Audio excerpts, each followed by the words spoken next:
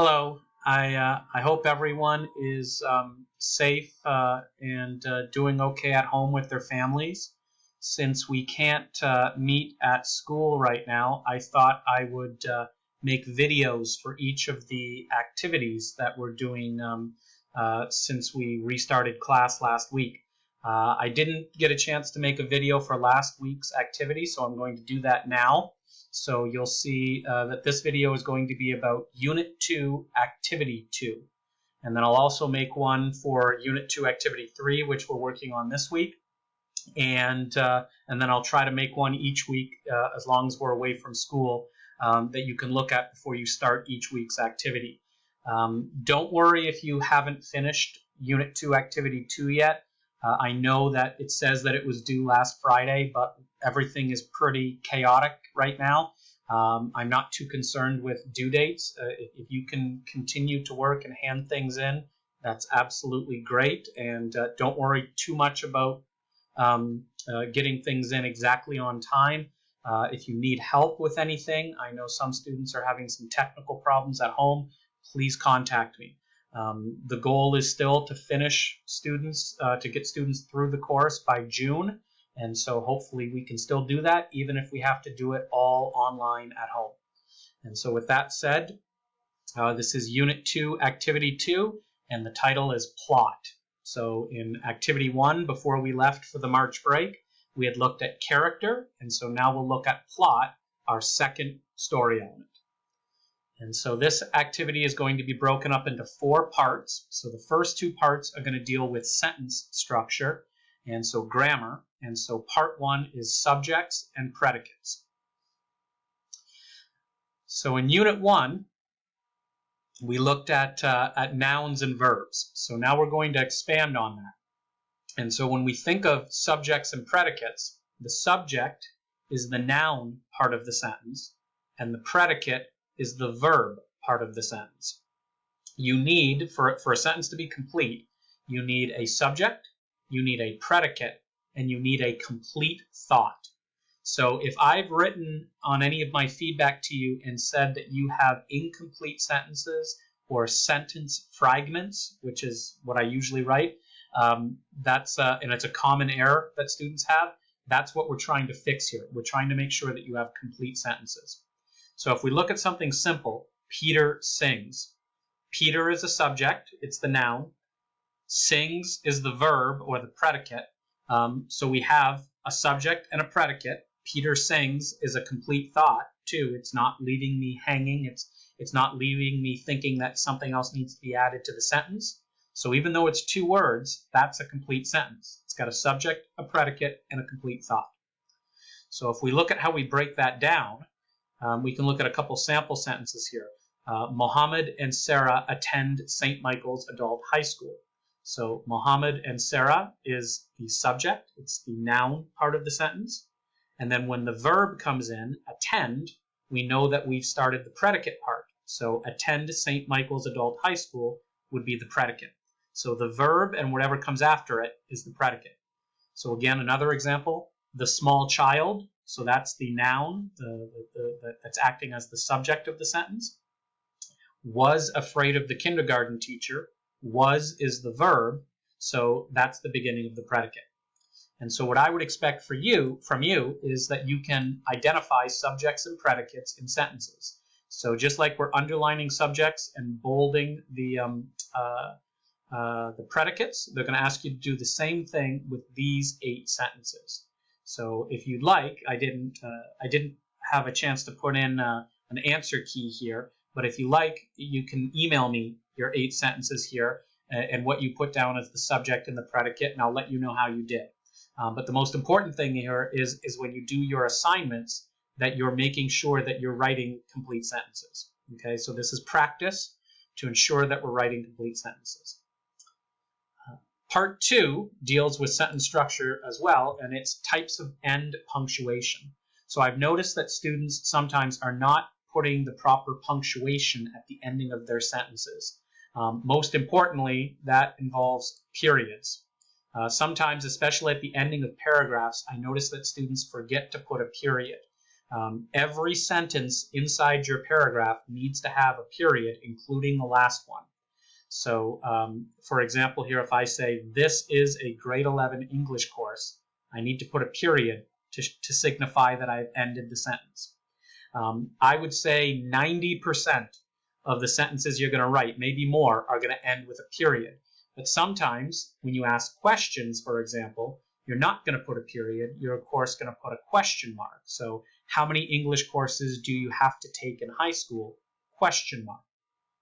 And then sometimes, instead of a period or a question mark, if you say something that's very exciting or something that's in a very angry voice, then you would end it with an exclamation mark. So English courses are the best.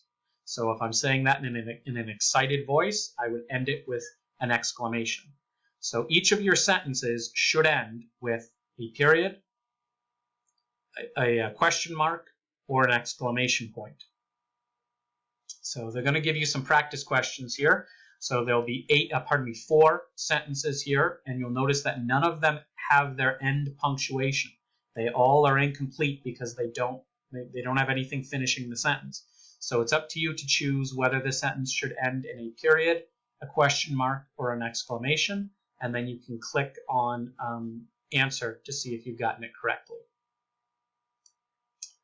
All right, so that's the grammar part of our activity. Now we get into the main part of the activity, which part 3, and plot. And so first we're going to look at plot structure. So when we think of a plot, we think of the action of the story. What is happening in the story? And a simple way of thinking of plot is beginning, middle, end. Almost every story has the same plot structure. It has a beginning, a middle, and an end. We're going to use a little bit more fancy words than just beginning, middle, and end. We're going to use exposition, rising action, climax, falling action, and resolution. So exposition is the beginning, resolution is the end, and rising action, climax, and falling action are the middle of the story. And this is a little graphic that you've probably seen before that shows you how that works. So exposition, you have the introduction of your characters and your location usually. You usually have a problem that happens right here, a problem or a conflict, and that's the beginning of the rising action. And the rising action is when the events become more and more exciting in the story, and the problem or the conflict grows and grows. And eventually it reaches a climax, which is the high point of the story when whatever the main problem or conflict is comes to a conclusion or an end. There's an outcome to the problem. And then after that happens, the action usually very quickly falls, and usually things slow down in the story and start to wrap up. And then finally at the very end, you have something called resolution, where usually everything kind of goes back to normal, and the characters kind of go back to their normal lives usually, because the story has, the problem in the story has ended. And if you want more explanation on that, you can see a definition and an example of exposition, rising action, climax, falling action, and resolution. And the example I used was the Disney fairy tale Snow White and the Seven Dwarfs. And so you may have heard of that fairy tale before. But you'll notice that the example is very short for the exposition, because usually at the beginning of the story, the exposition is very quick. We find out who the main characters are, we find out the location, and then usually a problem is introduced very quickly. And you'll notice that the rising action is the biggest part of the story. That's where almost all of the action in the story takes place. And so something causes a problem. In this case, in Snow White, the evil queen causes a problem for Snow White, and then that problem grows and grows and grows until it reaches a climax. And then in that climax, that problem reaches some sort of outcome, or some sort of solution is found for the problem usually. And then the falling action is when things kind of start to kind of calm down after the problem has been solved. And then the resolution is when things return to normal. And in this case, Snow White and the prince move to his castle, and they live happily ever after. So that's the quick wrap up at the end. And so what I would expect of you is I would expect you to be able to see those 5 different parts when you read a story. Especially rising action, I would expect you to be able to see when the problem starts. And climax, I would expect you to be able to see when the main problem of the story occurs.